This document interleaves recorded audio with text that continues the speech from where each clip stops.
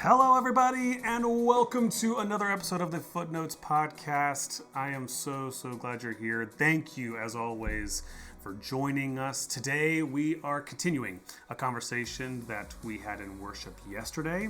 Yesterday, we got to have just a really, I think a much needed, a sorely needed conversation in the church on the topic of grief. I mentioned this yesterday. I feel like grief is a under-discussed subject in the church, and ironically, the Bible talks about it all the time. Specifically, we dug into Lamentations chapter 3. Lamentations, the entire book is this book of Lamentations. What word is in there? Lament. It's a whole book about lament and how lamenting, grieving, can be not just a healthy exercise, but a very faithful exercise. So let's go ahead and dive right into the format, shall we? Something interesting, something you might want to try, and something I'm still struggling with. Something you might find interesting. I found this incredibly interesting. And as I was preparing this sermon this week, I found it massively important that to sort of like draw out, to acknowledge that so many of the worship songs that we sing week in and week out, whether you attend a contemporary church like ours or a more traditional church, it felt like as I was doing research on this topic and I started looking at some of the Christian media and the songs that we sing, what was so fascinating to me was how many of our classic Christian songs, I'm talking about like the most popular Christian staple hymns that we have been singing for centuries, how many of them were born, they were written from a place actually not of great faith, not of great joy, they weren't written from this place of great hope and optimism, but some of our most famous Christian songs in the history of the church were actually born out of deep grief. I'll give you some examples. How many of you know the song, "It Is Well"? Most of us, right? You've heard this at one point or another. Even if you're in a contemporary church, that song has been reworked and rearranged to a more contemporary setting. But did you know the context? Do you know the history for how that song came to be? This song was written after the author, the writer of this song, suffered incredible tragedy. So Horatio Spafford is the author of this song. He is the writer of it as well. And let me tell you a little bit about his life. In the run-up to composing this song, his 4-year-old son died of scarlet fever. He lost all of his wealth and all of his material possessions in the historic Chicago fire. And so things aren't working out. And so he's like trying to hit the reset button, trying to figure out what he's going to do with his life. And so what he does is he puts his wife and his 4 daughters on a boat to sail to Europe. And during that trip, the ship that they were on, his whole remaining family collided with another vessel, and all 4 of his daughters drowned in that tragic accident. He gets this, as the story goes, he gets this very simple telegram from his wife who just says, "Saved alone," meaning I'm the only survivor. Everyone's gone. Our whole family is gone. All of our stuff is gone. Story goes, he gets on the very next boat to sail to Europe to be with his wife. And in the middle of the night, they're in the middle of the Atlantic Ocean. The captain goes and wakes him up and brings him onto the top of the deck and says, "Hey, I felt like I was supposed to just share that where we are right now in our voyage is roughly the place where the accident occurred. Somewhere in this ocean are the bodies of your 4 daughters." God, I don't know. As a dad, I can barely talk about it. And it's on the deck of that boat that night at that particular spot that he penned the words of "It Is Well." Can you believe that? Isn't that insane? Remember how the song starts, right? "When peace like a river attendeth my soul," or "when sea billows roll." Like, right? He's naming. I kind of butchered the beginning of that, but he's showing, he's pinning the contrast of this life, that sometimes life can feel so peaceful. It can feel so good, feel like things are going so well, so smooth. And then in an instant, it can feel like the storms of life come and steal everything near and dear to you. And it's from that place he writes this hymn. I'll give you another one. How many of you know the song, What a Friend We Have in Jesus? Right? By the way, I will not be singing any of these songs for you so as to not make your ears bleed. But What a Friend We Have in Jesus, written by Joseph Scriven. This song, also born out of incredible tragedy. The night before his wedding, his fiancée also drowned in an accident. Years later, he got separated from his family. He was forced to live in Canada, away from his mom and away from the rest of his family. And it was out of all that pain, that he wrote the words to this song. What a friend we have in Jesus. It's almost like he's saying, I didn't even know what kind of friend I had in Jesus until it felt like the only friend I had was suffering and death and darkness, right? My grandfather used to say, you don't know what you got in God until God's all you got. And I think this song is a perfect illustration of that. I'll give you another one. How many of you know the Christian song, the classic Christian hymn, Come Thou Fount of Every Blessing? Come Thou Fount of Every Blessing, right? This song was written by Robert Robinson. And what you may not know about Robert's life is that Robert is one of those Christian leaders, authors, and theologians and such who went through a massive amount of doubt, a ton of questioning, which, by the way, I don't know about you, I just find it incredibly refreshing when I learn that the heroes of our faith went through doubt too. Right? Like when I first learned that Mother Teresa went through many, many seasons of immense doubt and spiritual questioning and intellectual wondering of the existence of God and all those.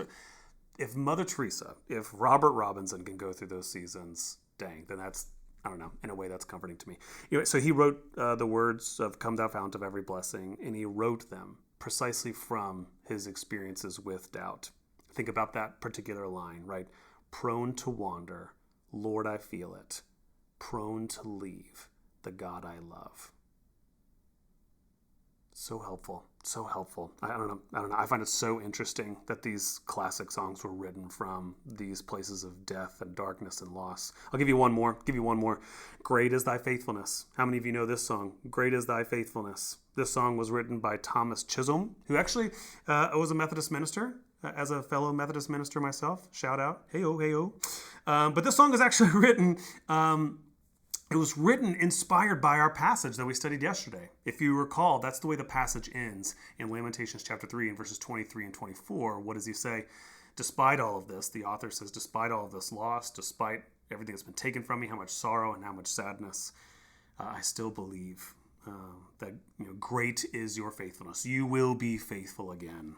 Right, is kind of what the author's communicating there. And what's so beautiful, in a way, is when you get to know the author of the hymn, Thomas Chisholm. You find that this is someone who I almost imagine kind of like me at one point was super excited, super eager to serve as a pastor. He gets ordained to serve as a pastor. And what we know from his story is that he only got to serve as a pastor for 1 year.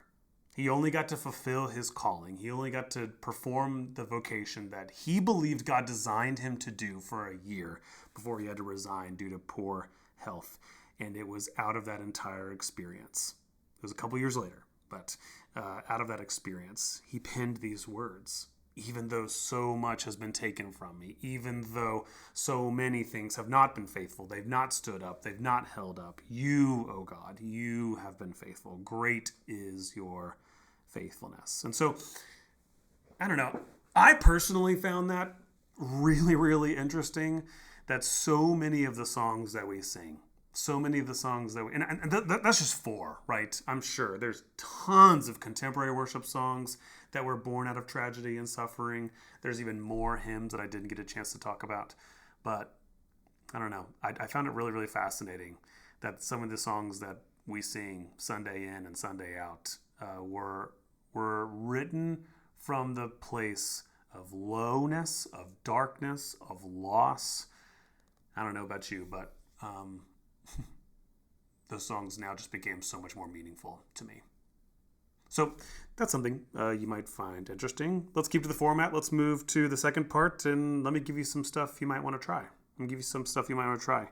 Yesterday's sermon, we talked a little bit about this, right? We talked a little bit about some practical strategies for how to grieve.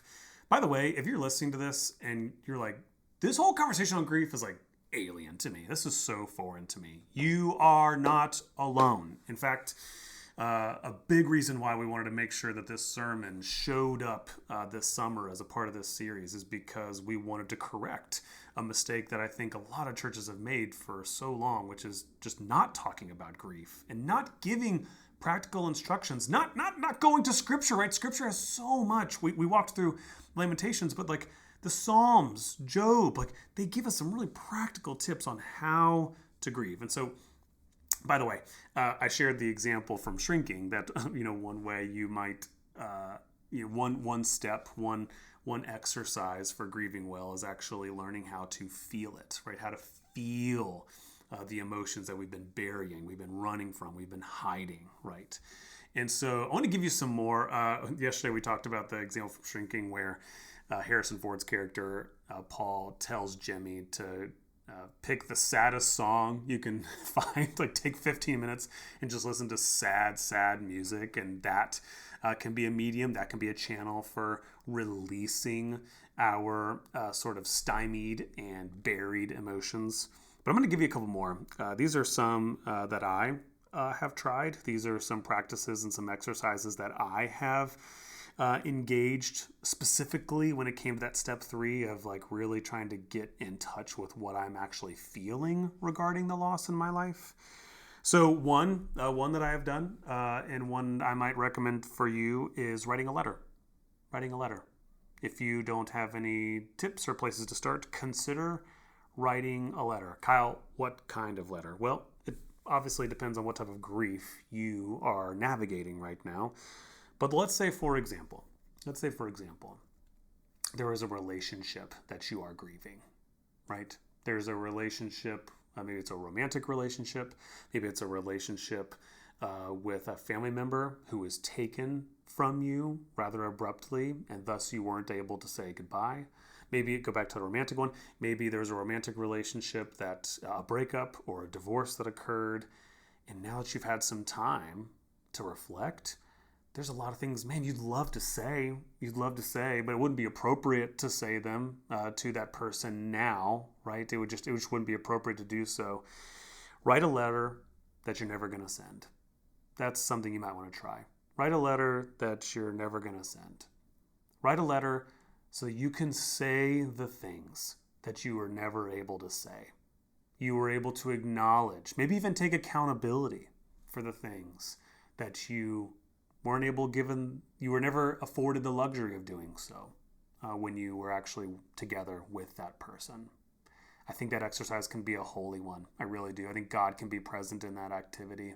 I think, again, allowing you to feel it, acknowledge it, confess it. Obviously, what do our scriptures teach? Those are the practices and exercises whereby we allow God's sanctifying presence. We allow grace to come into our lives in and through those things.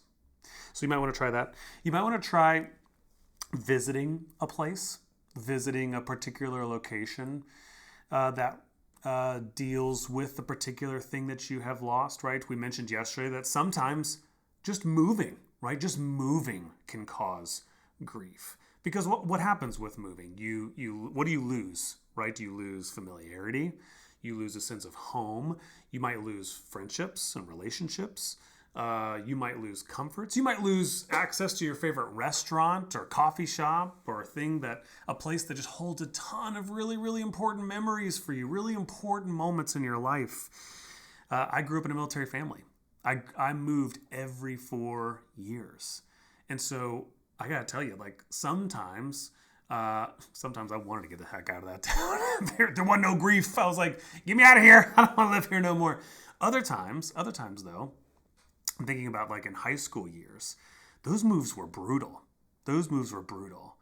And you kind of give credit to my parents by giving me the ability in those years afterward to go back and visit those friends and visit those old places. I don't know. It was deeply, deeply healing to me. It was deeply healing to me to feel and allow those feelings to help me access memories that I had forgotten or I had sort of, I don't know, lost to the anger that was kind of overtaken me as a sophomore. And, I mean, that's all I'd felt as a sophomore teenage boy, just a lot of anger about it. And so, I don't know, I got reintroduced to the joy and the gratitude of being able to have those moments in that place. Maybe for others of you, it's never been easier to do this one. You can try this one right now using old photos. Using old photos. Most of you right now, you might be listening to this podcast on your device.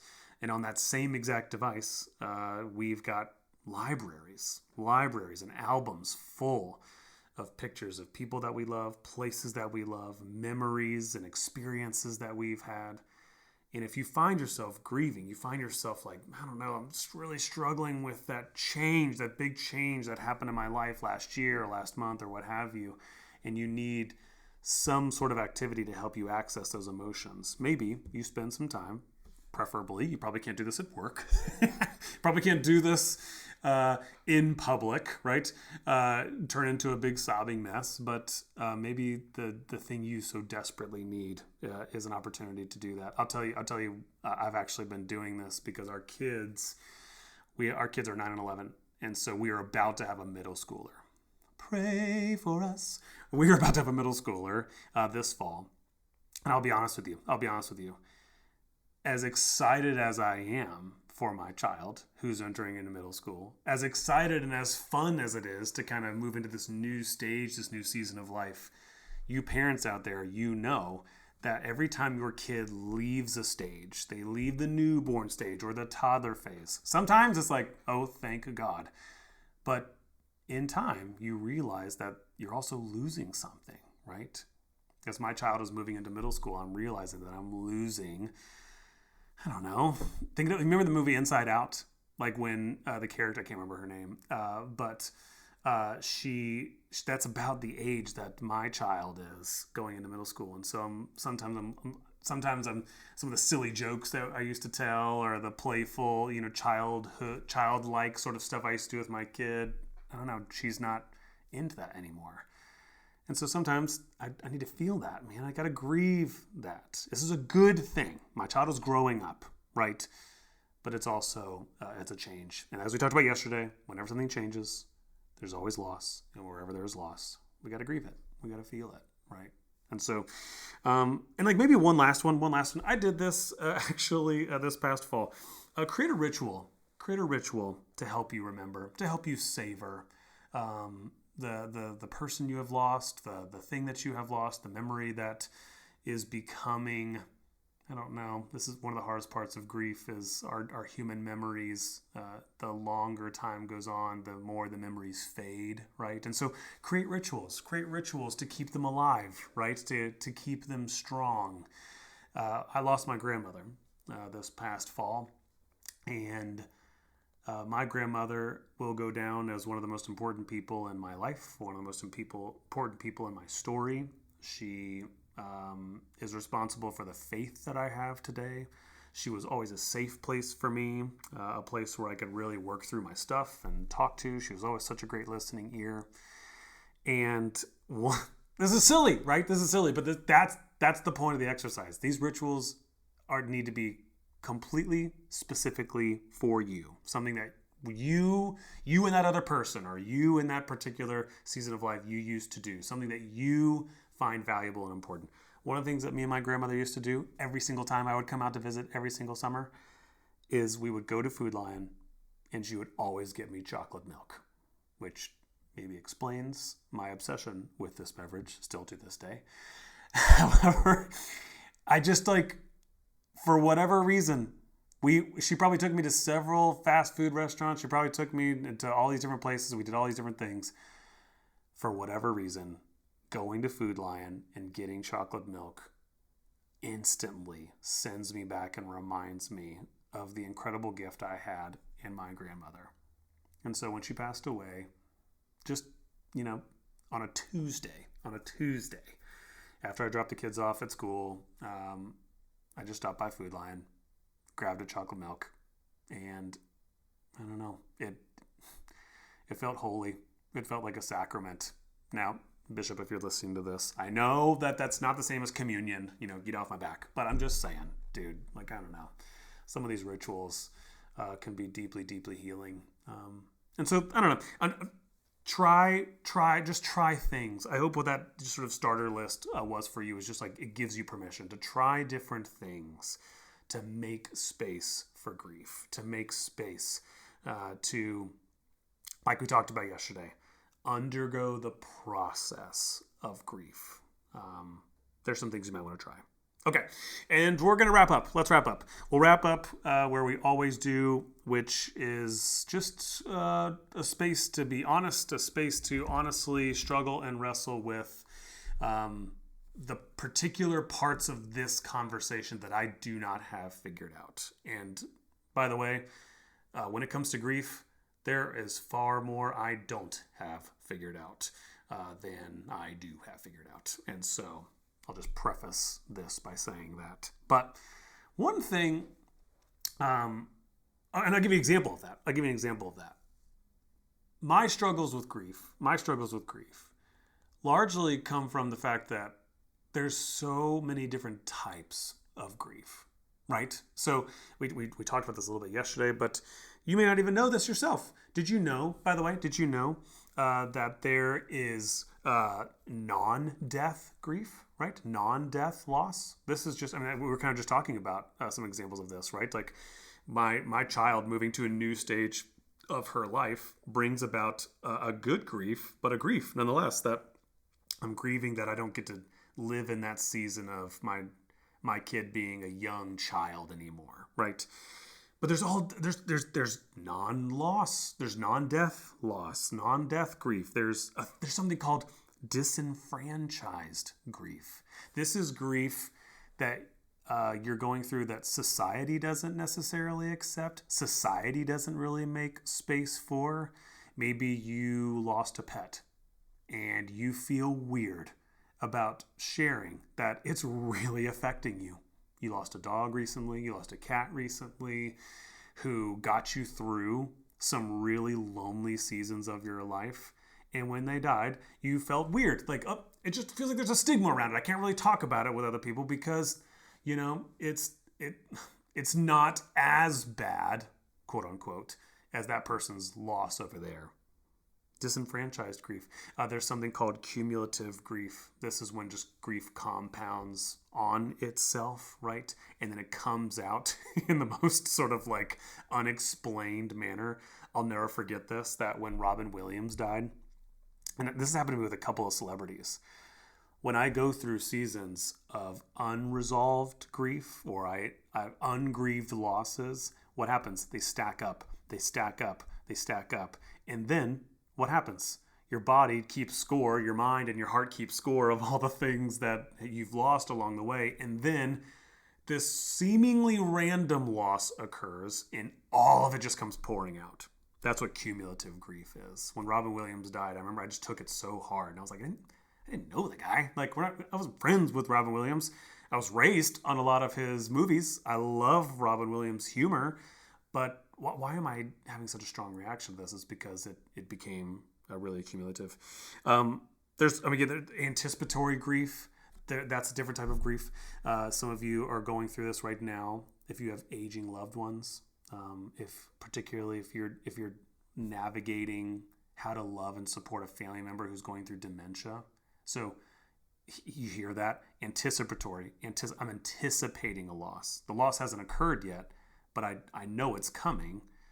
And as I'm watching, this family member of mine, this friend of mine who is losing their memory, they're losing track of reality.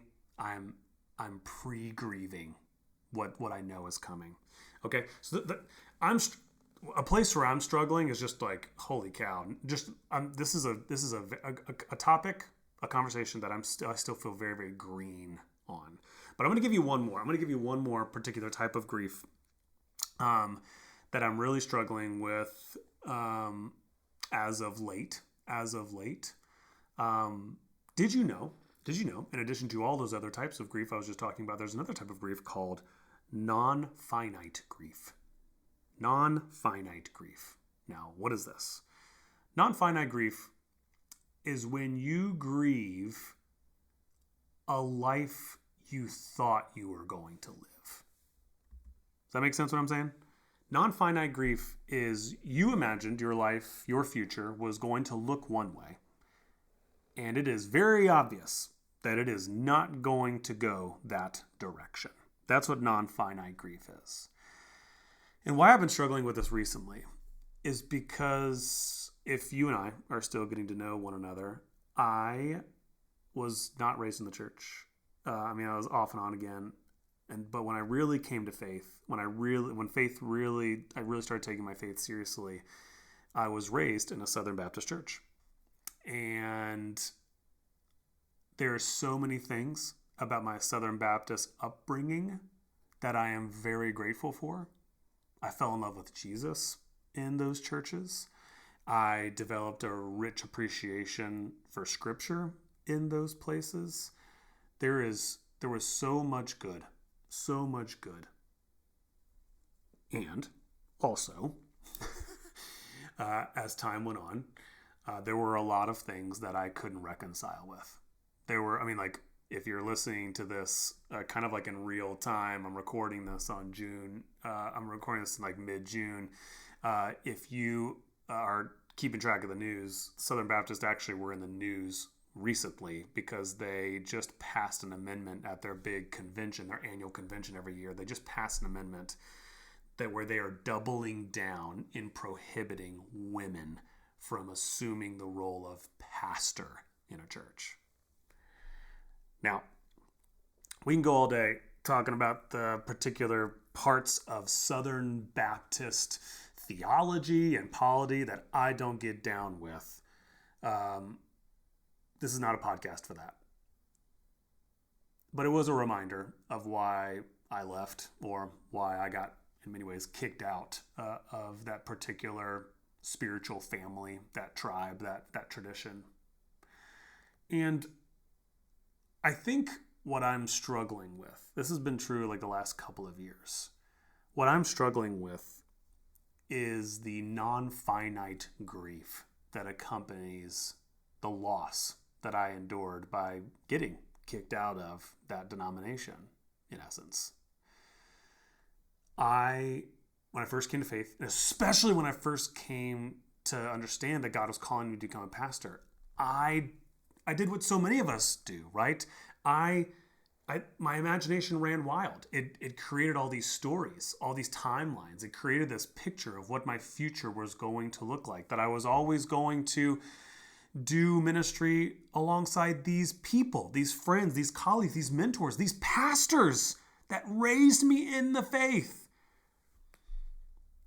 I had all these conceptions, all these pictures of what my future was going to look like and who I was going to do it with. And I don't know, I'm still struggling with losing that. Now, to be clear, there's things I'm very, very glad to have left behind. Case in point, what we were just talking about with their unwillingness and inability to see God calling our beloved female leaders to serve as pastors in the church. Good Lord, go down the line, right? Their overall legalistic sort of outlook, their use of fear and intimidation and threats of hell to coerce people into conversion. Obviously, their stances on sexuality I don't align with. There's a lot of things that I'm not sad to have lost. But if you want me to really be honest, I am still carrying grief and loss and sadness in the relationships that aren't as strong as anymore. The relationships that I lost altogether. And I'm struggling still when I think about, sometimes I struggle thinking about where my life would have gone or what what paths they might have taken. Now, the story that Jesus is writing for me here in this church and in this place is also beautiful. It's also wonderful. This is what we were talking about yesterday. Grief is not getting over something. It's learning how to hold them both, holding both the goodness of today and the sadness of yesterday in the same hand. And I guess that is just something I'm still struggling with. And so, I don't know, maybe you're struggling with that too. Maybe you're listening to this and you feel weird, right? Or maybe you've even felt guilty. You're like, I don't know why I'm sad about losing all that. I have a beautiful life. I have a wonderful life. I have all these good things that came after losing or having left that particular family situation or group or that town I was living in. Like, you can point to all these good things, but if you were honest, really honest, your heart is still grieving the things that you lost. And I guess, well, I just wanted you to hear that I'm dealing with that too. I'm working through that too. I'm holding both of those things as well. That feels like the right place to stop. Okay. Thank you all, friends, so much for being here. We will see you on the next one.